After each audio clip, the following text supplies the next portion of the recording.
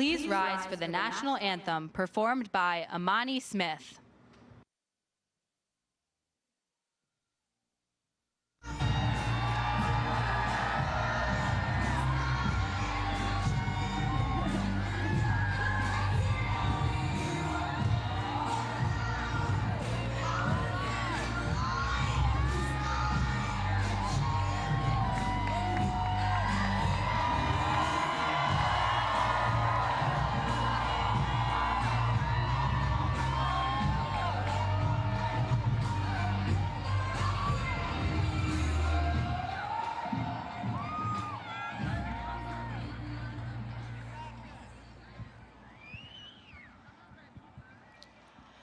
Oh, say, can you see by the dawn's early light what so proudly we held at the twilight's last gleaming, whose broad stripes and bright stars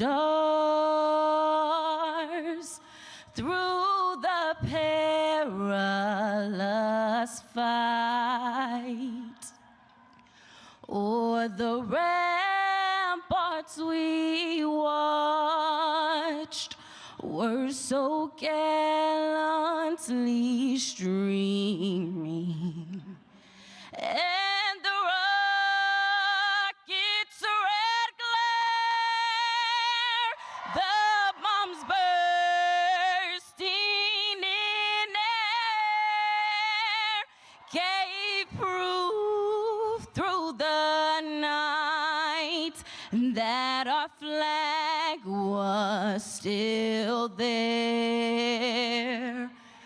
Oh, say, does that star-spangled banner yet wave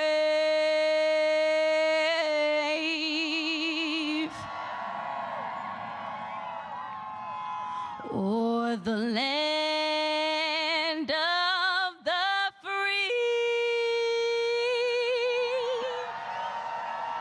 and the home of the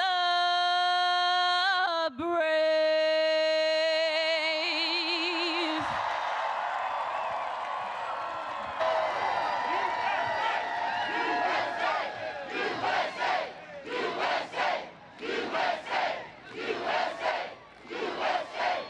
Please welcome Vice President of the United States, Kamala Harris.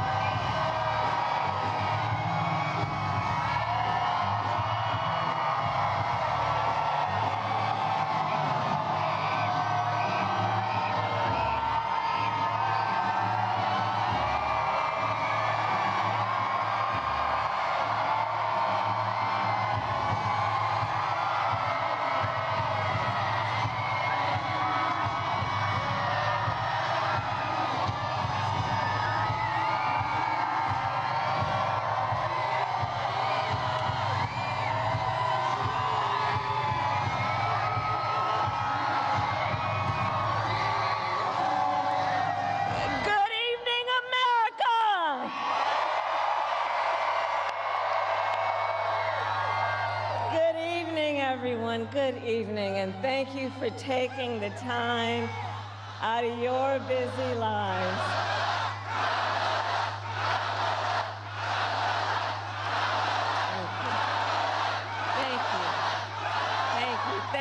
Thank you, everyone.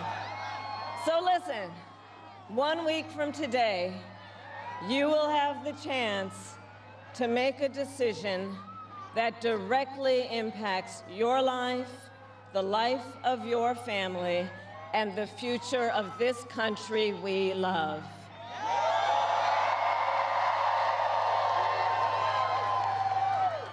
And it will probably be the most important vote you ever cast. And this election is more than just a choice between two parties and two different candidates. It is a choice about whether we have a country rooted in freedom for every American or ruled by chaos and division.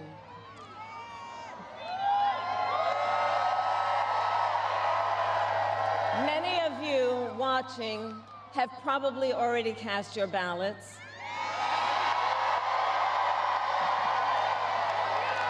But I know many others are still considering who to vote for, or whether you'll vote at all.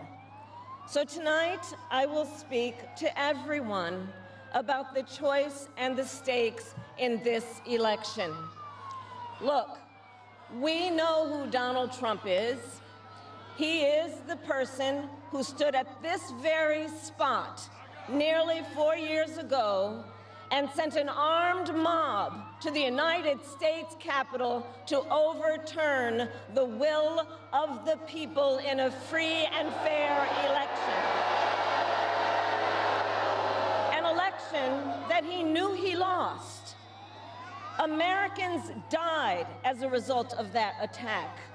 140 law enforcement officers were injured because of that attack.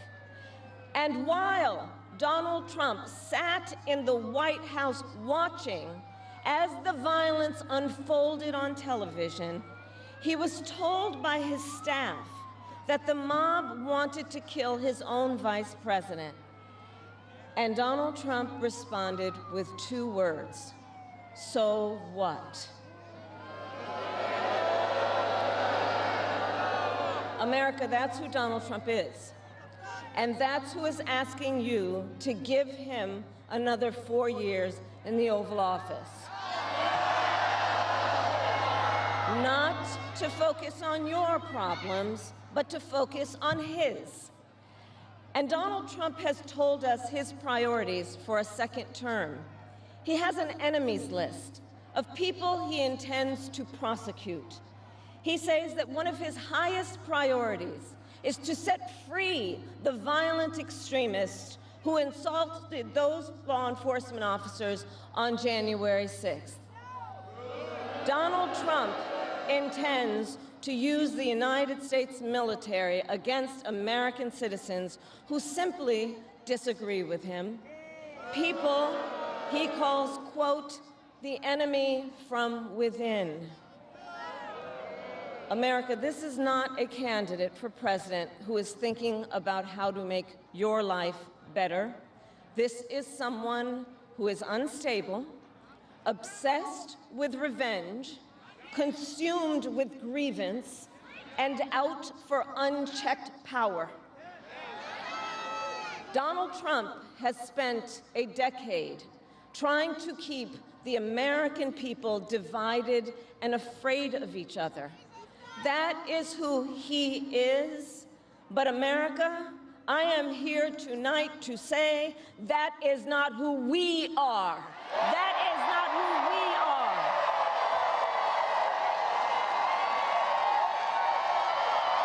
That is not who we are. You see, what Donald Trump has never understood is that e pluribus unum, out of many, one, isn't just a phrase on a dollar bill. It is a living truth about the heart of our nation. Our democracy doesn't require us to agree on everything. In fact, we like good arguments from time to time. Just think of your own family, right? It's not the American way to not have disagreements. We don't shy away from robust debate. In fact, we like a good debate, don't we? We like a good debate. And the fact that someone disagrees with us does not make them the enemy within. That's right.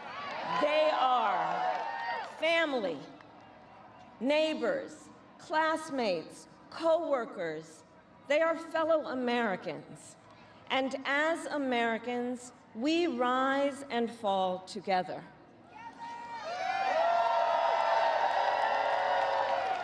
America, for too long, we have been consumed with too much division, chaos, and mutual distrust. And it can be easy then to forget a simple truth. It doesn't have to be this way. It doesn't have to be this way. It is time to stop pointing fingers. We have to stop pointing fingers and start locking arms. It is time to turn the page on the drama and the conflict, the fear and division. It is time for a new generation of leadership in America.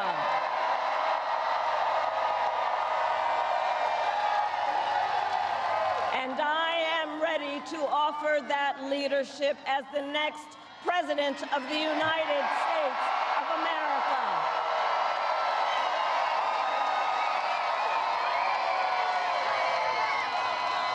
Now look, let me say, I recognize this has not been a typical campaign.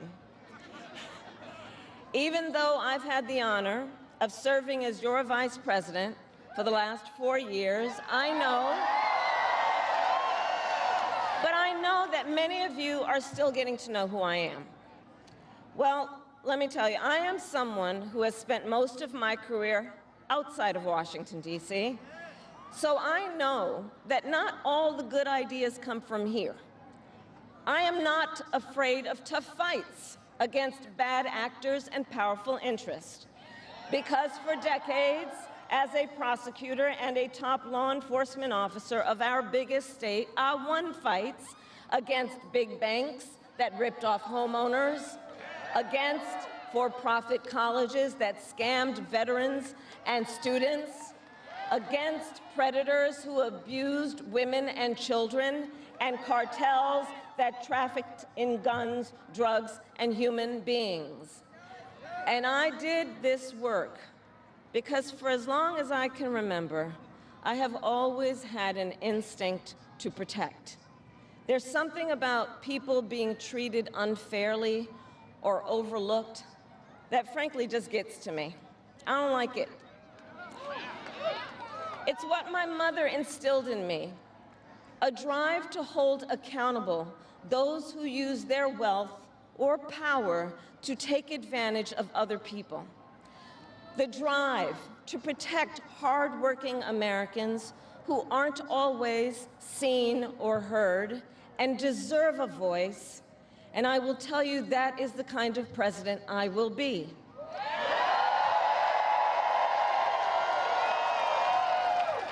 And look, I'll be honest with you, I'm not perfect. I make mistakes, but here's what I promise you. I will always listen to you, even if you don't vote for me. I will always tell you the truth, even if it is difficult to hear. I will work every day to build consensus and reach compromise to get things done. And if you give me the chance to fight on your behalf, there is nothing in the world that will stand in my way.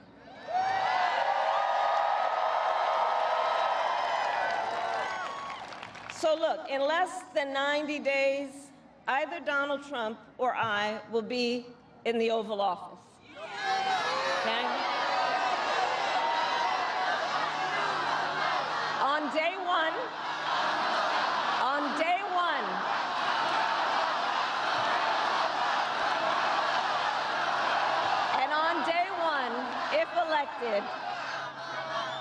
On day one, if elected, Donald Trump would walk into that office with an enemies list. When elected, I will walk in with a to-do list, full of priorities of what I will get done for the American people. And I will work with everyone, Democrats, Republicans, and independents, to help Americans who are working hard and still struggling to get ahead. I have been honored to serve as Joe Biden's vice president. But I will bring my own experiences and ideas to the Oval Office. My presidency will be different because the challenges we face are different. Our top priority as a nation 4 years ago was to end the pandemic and rescue the economy. Now, our biggest challenge is to lower costs that were rising even before the pandemic and that are still too high. I get it. I still remember our mother sitting at that yellow Formica table, late at night, cup of tea in hand, a pile of bills in front of her, trying to make it all work. And I've heard from so many of you who are facing even greater financial pressures. Donald Trump's answer to you is the same as it was the last time. Another $1 trillion in tax cuts for billionaires and big corporations. And this time, he will pay for it with a 20% national sales tax on everything you buy that is imported. Think about it. Clothes, food, toys, cell phones. A Trump sales tax that would cost the average family nearly $4,000 more a year. And on top of that, you will pay even more if Donald Trump finally gets his way and repeals the Affordable Care Act, which would throw millions of Americans off their health insurance and take us back to when insurance companies had the power to deny people with pre-existing conditions. Well, we are not going back. We are not going back.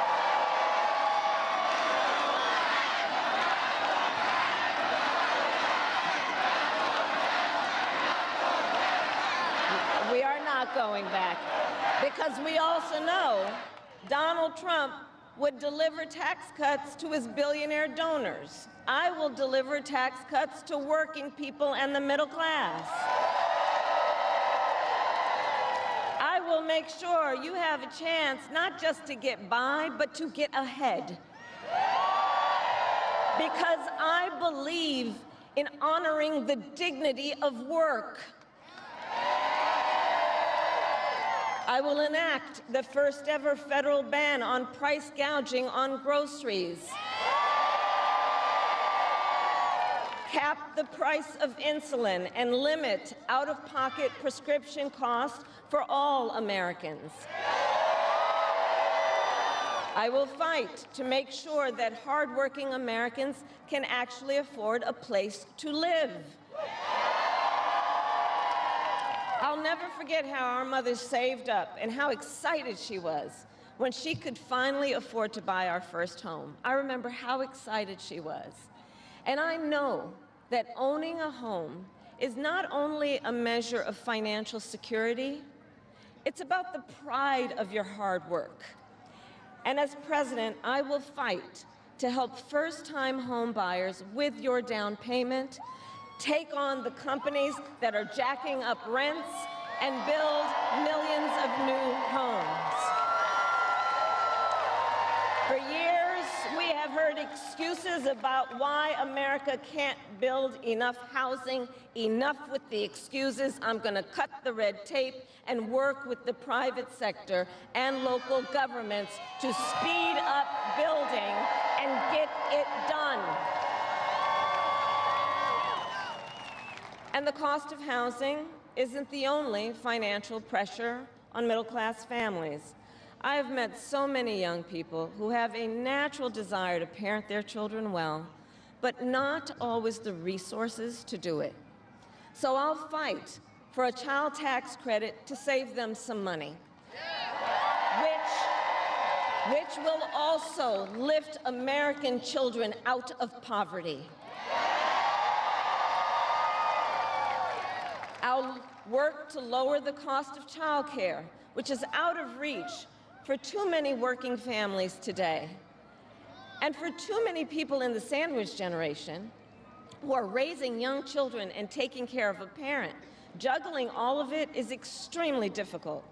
You know, I took care of my mother when she got sick, cooking food that she had a taste for, finding clothes that would not irritate her skin, and understand, as I do, that caregiving is about dignity. It is about dignity. And currently, if you need home care and you don't have some money to hire someone, you and your family need to deplete your savings to qualify for help. That's just not right. So we're going to change the approach and allow Medicare to cover the cost of home care so seniors can get the help and care they need in their own homes. Now, Donald Trump has a different approach. He tried to cut Medicare and Social Security every year he was president. Look, I believe that when people have worked hard their entire life, they deserve to retire with the benefits they have earned. And I believe in the fundamental freedom of Americans to make decisions about their own bodies and not have their government tell them what to do.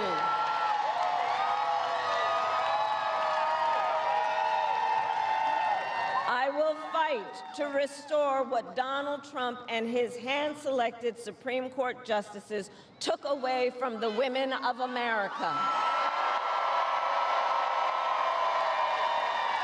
That today, 1 in 3 women in America, think about it, 1 in 3 women in America lives in a state with a Trump abortion ban, many with no exceptions even for rape and incest.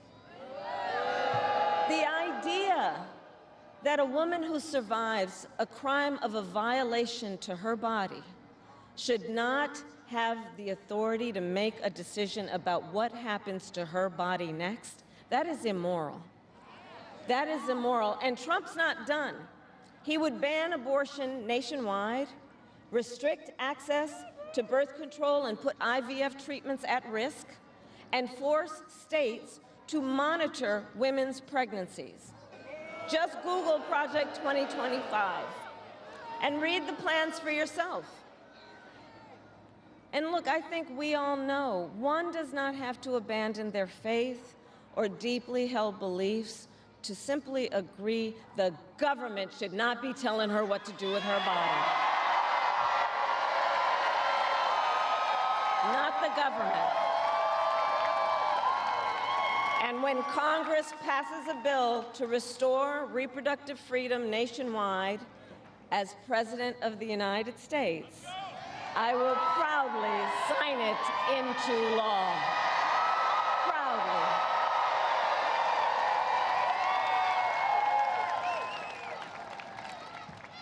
And look, on another subject, politicians have got to stop treating immigration as an issue to scare up votes in an election, and instead treat it as the serious challenge that it is that we must finally come together to solve. I will work with Democrats and Republicans to sign into law the border security bill that Donald Trump killed. When I was Attorney General of a border state, I saw the chaos and violence caused by transnational criminal organizations that I took on. And when I am president, we will quickly remove those who arrive here unlawfully, prosecute the cartels, and give Border Patrol the support they so desperately need. At the same time, we must acknowledge we are a nation of immigrants. And I will work with Congress to pass immigration reform, including an earned path to citizenship for hardworking immigrants like farm workers and our dreamers. As Commander-in-Chief, I will make sure America has the strongest, most lethal fighting force in the world. Donald Trump, on the other hand, has shown his contempt for our nation's heroes, calls them suckers and losers, called a 4-star Marine general a, quote, lowlife. I will always honor, never denigrate, the service and sacrifice of our troops and their families, and fulfill our sacred obligation to care for them. I will strengthen, not surrender, America's global leadership. And I will stand with our friends because I know that our alliances keep American people safe and make America stronger and more secure. Look, world leaders think that Donald Trump is an easy mark, easy to manipulate with flattery or favor. And you can believe that autocrats like Putin and Kim Jong-un are rooting for him in this election. I will always uphold our security, advance our national interest, and ensure that the United States of America remains, as we must forever be, a champion of liberty around the world.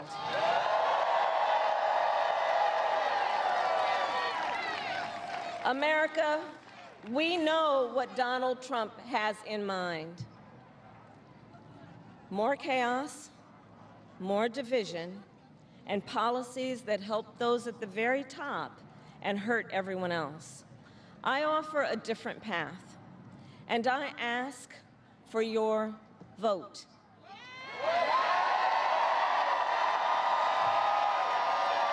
And here is my pledge to you. I pledge to seek common ground and common sense solutions to make your life better. I am not looking to score political points. I am looking to make progress. I pledge to listen to experts, to those who will be impacted by the decisions I make, and to people who disagree with me. Unlike Donald Trump, I don't believe people who disagree with me are the enemy. He wants to put them in jail. I'll give them a seat at the table.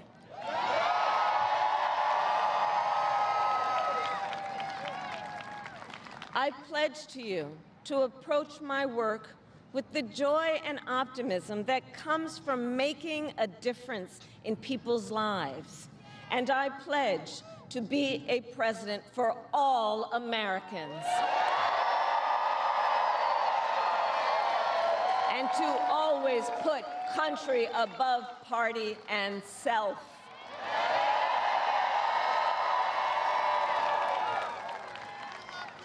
I love our country with all my heart. And I believe in its promise because I've lived it. I grew up as a child of the Civil Rights Movement. My parents would take me to marches in a stroller, where crowds of people of all races, faiths, and walks of life came together to fight for the ideals of freedom and opportunity. I've lived the promise of America. I saw how hard our mother worked to give her daughters the same chances this country gave her. Growing up, I was blessed to have family by blood and family by love, who instilled in me the values of community, compassion, and faith that have always defined our nation at its best. I've lived the promise of America. I've spent my life fighting for the people who have been hurt and counted out, but never stopped believing that in our country, anything is possible. I've lived the promise of America, and I see the promise of America in all of you. In all of you. I see it. I see it in the young people who are voting for the first time, who are determined to live free from gun violence and to protect our planet and to shape the world they inherit. I see it in the women who refuse to accept a future without reproductive freedom, and the men who support them. I see it in Republicans who have never voted for a Democrat before, but have put the Constitution of the United States over party. I've seen it in Americans different in many respects, but united in our pursuit of freedom, our belief in fairness and decency, and our faith in a better future.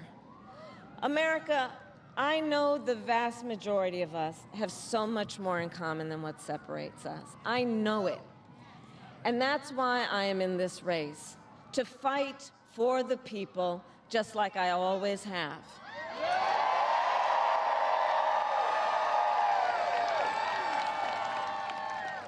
Nearly 250 years ago, America was born when we wrested freedom from a petty tyrant. Across the generations, Americans have preserved that freedom, expanded it, and in so doing, proved to the world that a government of, by, and for the people is strong and can endure.